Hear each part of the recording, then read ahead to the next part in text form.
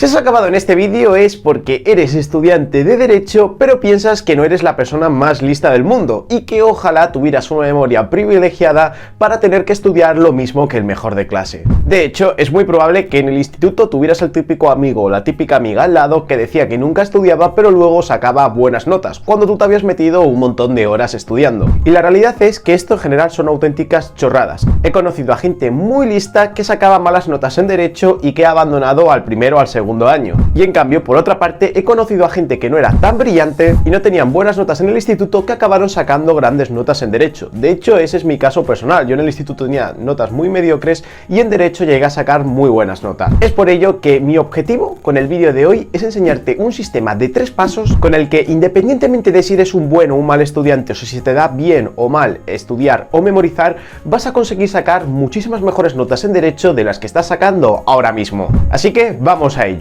Bueno, lo primero de todo, si estudias Derecho y quieres sacar buenas notas, lo que tienes que tener claro es qué cosas no debes hacer. Hace unos pocos días subí un vídeo que te dejaré aquí en las tarjetas donde explicaba los errores que cometen la mayoría de estudiantes de Derecho. Pero mira, de nada sirve que estudies como te voy a explicar en este vídeo si luego coges y te lo dejas todo para el final y te metes el palizón.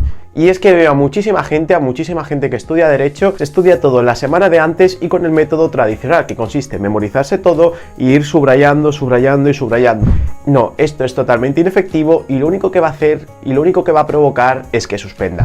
Dicho esto, lo primero que hay que tener en cuenta a la hora de preparar un examen de Derecho es suscribirte a este canal. No, a ver, esto realmente no lo tienes que tener en cuenta, pero por favor suscríbete porque nos apoyas muchísimo a la hora de crear este contenido. Dicho esto, lo primero y lo más importante es tener en cuenta el examen, la prueba que estás preparando. Me explico. No es lo mismo que prepares un examen oral que un examen escrito o un examen tipo. Dependiendo de la prueba a la que te estés enfrentando, vas a tener que estudiar de una forma totalmente distinta. Y es que para un examen oral o de desarrollo, lo más importante es memorizar la estructura y no olvidarte de ningún detalle el día del examen cuando te pregunten. Mientras, por el contrario, a la hora de preparar un examen tipo test, lo más importante es acordarte de los detalles y no cometer errores estúpidos el día del examen. ¿Qué sucede? Que la mayoría de estudiantes que no sacan buenas notas preparan exactamente de la misma forma el examen de Derecho sin diferenciar entre examen escrito o examen tipo test. Y simplemente memorizan, se aprenden la información y luego la escupen en el examen o respondiendo a las preguntas, cuando esto es totalmente ineficiente. ¿Por qué?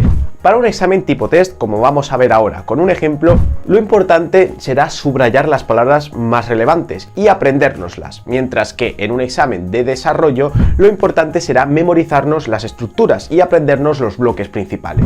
Así que ahora vamos a pasar a pantalla y te voy a enseñar un sistema muy sencillo y fácil para que puedas preparar casi cualquier examen de Derecho con notazas aseguradas. Estamos estudiando algo tan importante en Derecho como son los elementos esenciales del contrato, que en nuestro sistema jurídico es el consentimiento, el objeto y la causa. Entonces, lo primero de todo, incluso aunque estemos ante un examen tipo test o ante un examen de desarrollo, nos da absolutamente igual.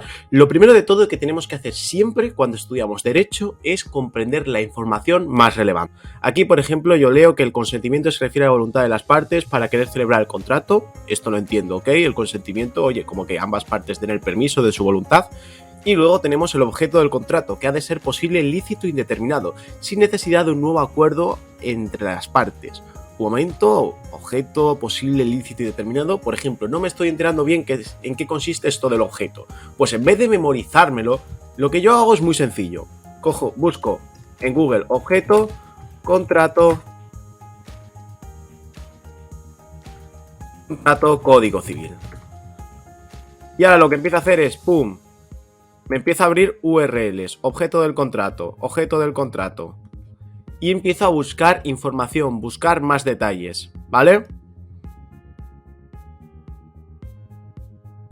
Y por ejemplo, aquí estoy encontrando que es indudable que la doctrina científica bla bla bla bla, que los requisitos del objeto del contrato, los cuales son licitud, utilidad para el acreedor, determinado, valuable en dinero y no estar fuera del comercio de los hombres. Ahí va, me estoy dando cuenta que el objeto, que para que un contrato sea válido, ¿vale? Es necesario que la materia sobre la que esté versando, como por ejemplo puede ser un contrato de alquiler, pues sea legal y no esté fuera del comercio de los hombres, como por ejemplo sería algo, pues como puede ser la droga. Pues lo que hago es, vengo aquí, pongo esta información que he obtenido, meto unos paréntesis, ¿vale? Y es material, información relevante que he añadido a la información al texto original.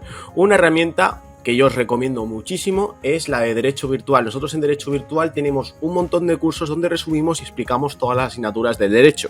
Podéis ir viendo los cursos a la vez que estéis estudiando vuestros apuntes y los complementáis, lo cual os puede ayudar a entender la información de una forma muchísimo más rápida a la que estáis haciendo ahora mismo. Y ahora, por ejemplo, vamos con la causa, ¿vale? En este caso, la causa nos dice que es el hecho que explica por qué se debe, es decir, justifica la creación de una obligación por la voluntad de las partes. Me ha pasado exactamente lo mismo, no he entendido qué es la causa. Pues entonces, en este caso, lo que hago es busco causa, contrato en Google y abro, pues abro las 4, 5 pestañas primera. Por ejemplo, aquí en la primera URL que hemos dicho, nos dice que la causa del contrato es la razón o el propósito por el cual dos o más personas realizan un contrato. En un contrato de arrendamiento de un inmueble, el propósito está en que una de las partes le entregue el apartamento para su uso y la otra recibir el pago del canon correspondiente. Bueno, eso sería el primer paso. Ahora, una vez hemos sacado la información relevante y ya entendemos toda la información, lo que voy a hacer ahora es duplicarlo, porque obviamente ya hemos dicho que no vamos a estudiar toda la información de la misma forma, independientemente de que luego estemos ante un examen tipo test o un examen oral, ¿vale? Y en este caso vamos a imaginarnos ahora que estamos enfrentándonos pues a un examen de desarrollo, ¿vale?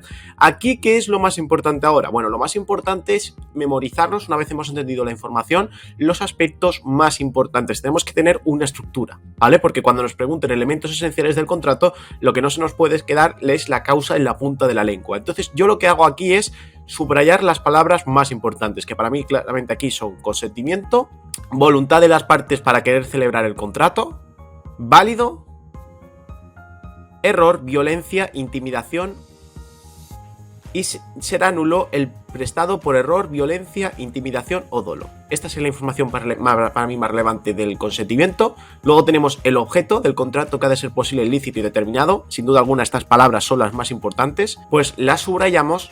Y luego aparte yo también subrayaría servicios o condiciones.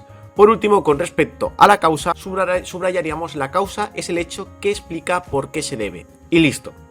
Yo me memorizaría estos aspectos más importantes y a partir de ahí, como he entendido la información, el día del examen sería capaz de sacar la información menos relevante. Ahora, imaginémonos que estamos ante un examen tipo test.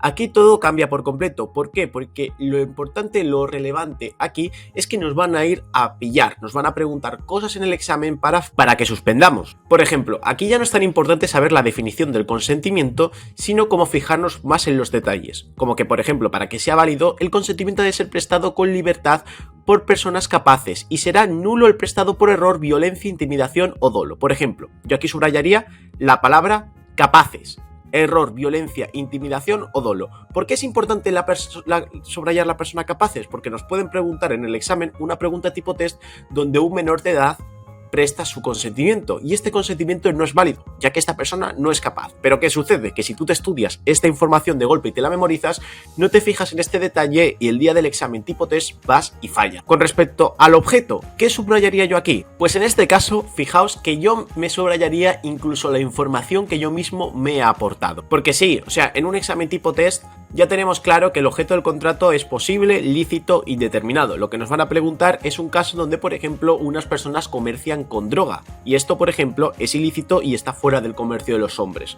Por eso es importante fijarse en los detalles. Y con respecto a causa, yo subrayaría justifica la creación de una obligación por las partes y subrayaría también no se debe confundir la causa con los motivos. Yo subrayaría esto y a partir de aquí, pues esta sería la información relevante que sé que el día del examen tengo que tener clara en mi examen tipo T. De todas formas, quiero que sepáis que aquí en las tarjetas os dejaremos un vídeo con un montón de técnicas de memorización. Y bueno, eso sería todo lo que necesitas hacer y aplicar si consideras que no se te da bien memorizar y preparar tus exámenes de derecho. Te aseguro que vas a conseguir unos increíbles resultados, pero mejores resultados vas a conseguir aún si te apuntas a nuestra Academia de Derecho Virtual. Verás, en Derecho Virtual tenemos resumidas todas y cada una de las materias de los exámenes que que tienes en derecho. Materias como derecho procesal, derecho civil, derecho mercantil, derecho penal. Y ahora mismo, por haber llegado hasta el final de este vídeo, te voy a dar un regalo. Y es que estamos dando unas clases totalmente gratis para que puedas entender los conceptos más complejos y difíciles de estas materias hasta en 7 veces menos de tiempo. Si le das al botón que vas a encontrar en las tarjetas, vas a tener un link para probar estas clases totalmente gratis. Pero, insisto, solo va a estar disponible esta semana. Un saludo. Por último, quiero pedirte que si te ha gustado el contenido de este vídeo, nos dejes un comentario. Así, si tienes cualquier tipo de duda, también nos la puedes plantear y nosotros estamos encantados de responderte. Así que nada, eso sería todo. Nos vemos en el próximo vídeo. ¡Un saludo!